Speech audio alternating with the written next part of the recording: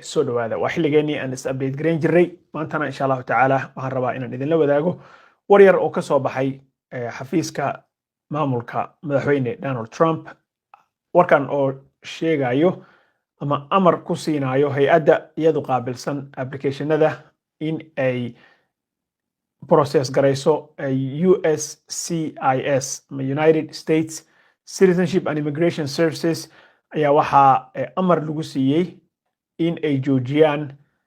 in ay process garayaan wax kasta oo application ah oo ku saabsan arrimaha asylumka ama dadka magangelya doonka ah. So sida halkaas aan thumbnailka idinku soo qoray waxaa warkan uu ku saabsan yahay in la joojiyey wax kasta oo application ah oo asylum ah ama magangelya doon ah. Marka asylum markaan idhaahno waxaan eegaynaa hadduu ilaahay idmo maamulka Trump kadib ninkii odayga ahaa reer Afghanistan ee askarta xabadeeyey oo dhaawaca iyo dilkaba u geystay askarta Mareykanka waxaa iska soo dababaxay go'aamo adag oo ku saabsan arrimaha dadka soo galootiga ah. Marka madaxweynaha maalinkii dhaweeyay waatay amarka soo saareen haddana way ku soo celiyeen amar kale soo saareen. Amarkii hore sidaan wada ogeynba wuxuu ahaa in la joojiyo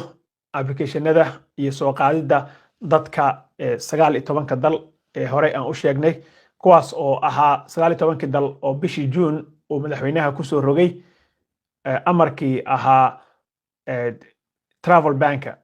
Haddaba waxaa ku xigtay amar kale oo isagana daba socday kaas oo uu ku sheegay madaxweynaha in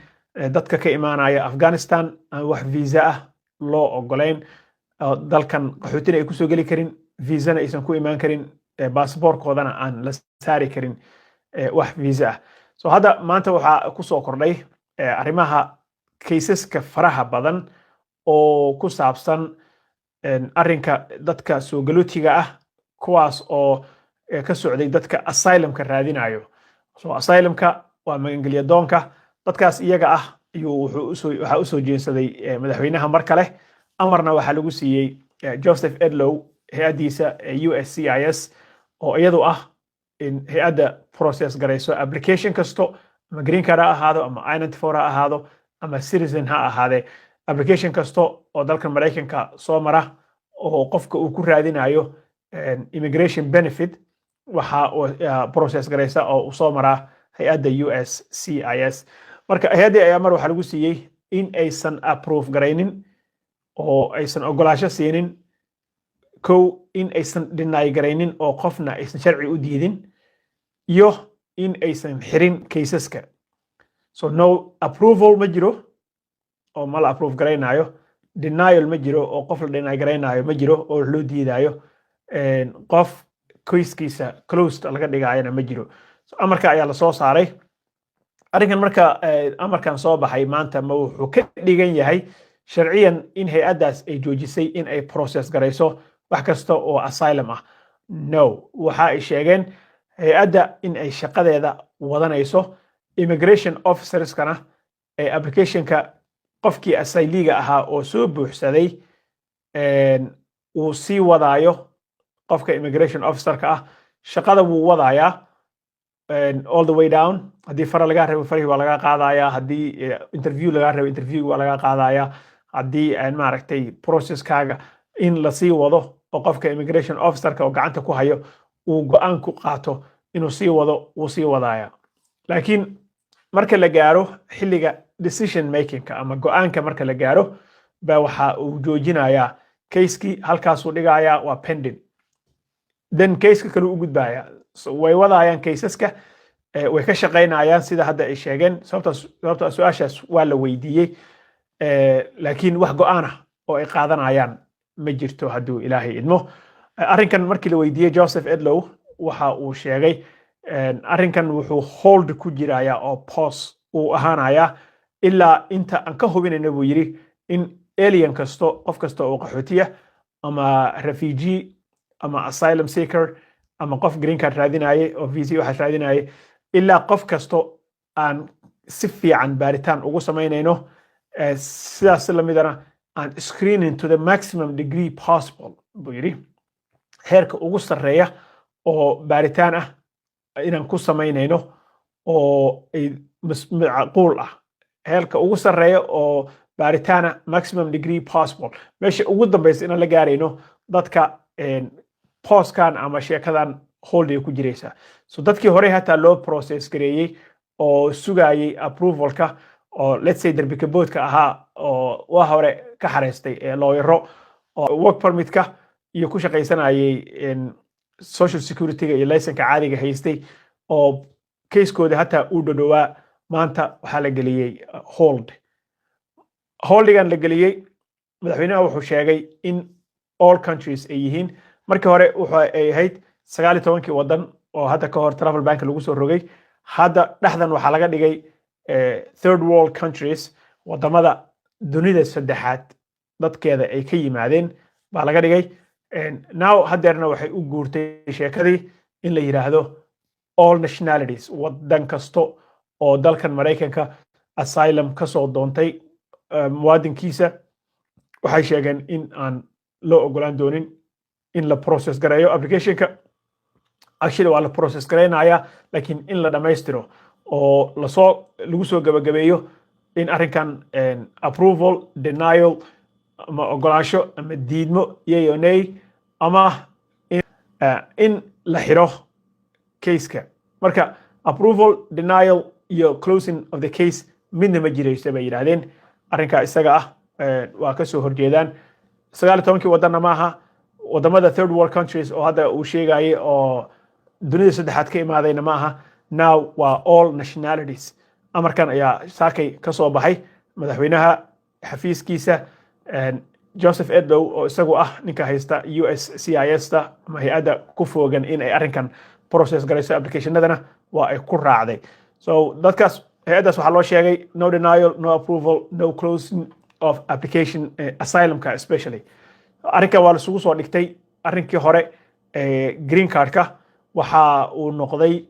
in dadka green cardka qaatay iyaga naftooda laga daba imaado marka dadkii hore way hataa ka daba tagayaan markan kuwaas soo hubino inay dad si sax ah ku qaatay ay yihiin oo arrinkooda la soo dhameeyo baa kuwaana case-kooda la furi doonaa baa la yiri marka qofkii safeta ay la boodo oo rabay in uu dhaxdan ka samaysto maaragtay application ka sugayay way sugi doonaan midda kale waxaa iyadana soo korodhay in an automatic renewal of work permit-kii la joojiyey in work permit-ka qofka uu ku shaqaysanayo warqadda shaqada waxay ahaan jirtay qofka markii uu soo gaaro xilligiisa ama waqtiga intuu isagoo bilo u dhiman tahay baa la sii renew gareyn jiray usually mailka lagu soo diri jiray boostada inaad re-application aad samayso uma baahnayn laakiin hadda waxa ay ka shaqaynayaan in uu kaa dhaco work permit-ka marka uu work permit-ka kaa dhaco oo shaqada bahalka ku shaqaynaysa kaarka shaqada kadib inaad apply garayso marka inay ama ku siiyaan ama ku diidaan so ujeedka waxa waaye in la ogaado dadka sharciyada haysta sida ay ku qaateen baaritaanka dadka lala sugaayo marka waxa ay meelaha ay ku gaadayaan waxa kamid ah in work permit-ka haddii uu kaa dhaco aan lagu automatically oo loo cusboonaysiinaynin si automatic ah oo la sugi doono in aad dib u soo apply garayso marka dadka uu ka dhacayo waxa u fiican insha Allah taala in lawyeradooda oo ay ka xareysteen work permit-ka ama immigration lawyer-ka ay sharciga ka xareysteen iyo waxaas inay kala xiriiraan oo ay arrinkan kala sheekaystaan tan kale in lawyer ah oo Soomaali ah oo jooga Minnesota maalmeed waa idin sheegay baan haddana warkiisii ku soo celinaya mar kale sababta marka uu soo qoray haddii interview lagugu yeero waraysi oo aad green card haysato green card-kaasna la rabo in lagu sameeyo verin baaritaan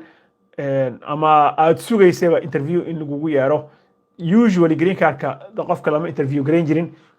citizenka bes baa interview laga qaadi jiray laakiin hadda baryahan dambe waxa ay soo wadaan in dadkii hataa hore green card-ka u qaatay dib loogu yeero loo wareysto ninka odaga wuxuu soo jeedinayaa in aad lawyer wadato lawyerka la'aantiis ha tegin meesha so immigration lawyer hore usii wado meesha at least kula tago kaala qayb qaato haddii hataa ay maaragtay kolley dad immigration lawyer hadda u joojinayo ma aha haddii ay hataa ku xirayaan camal ama dad baa jira hadda saas ay ku sameeyeen oo xaasas ahaa oo interview inta loogu yeeray xaasaskii la xiray ama maaragtay say ha ahaado ama ori ha ahaatee dadkii waa la xiray oo green card interview baa loogu yeeray trap baa caadi bay ku noqotay waxay ku noqotay dooli soo galay meel soo galay dabin ku soo dhacay oo kale so taas hataa loo qorayay arrinka isaga marka haddii interview aadayso ama ay ku yeeraan ay ku baahan yihiin waxaa u baahan tahay in aad sii wadato lawyerkaaga arrinkaasna uu soo kordhay haddeer no more decisions marka derbi kabood oo dhan dadkii sugaya sharciga waxaa ku soo kordhay arrinkan oo ah in aan wax case la process garaynaynin inta kuwii hore sida ay sheegeen intii laga daba tago baaritaan lagu soo sameeyo lasoo make sure gareeyo so arrinkaa hore way ka hadleen oo waxay dhaheen qaadayna way yidhaahdeen amarkan ilaa aan qof walbo baaritaan kusoo samayno so maanta arrinkaas ayaa ka cusub arrinka immigrationka wax denial male wax lagu diidaya male actually wax lagu approve garaynaya male casekaagana lama xiraayo inkasta oo say sheegeen weli shaqada ay socon doonto oo ay sii wadi doonaan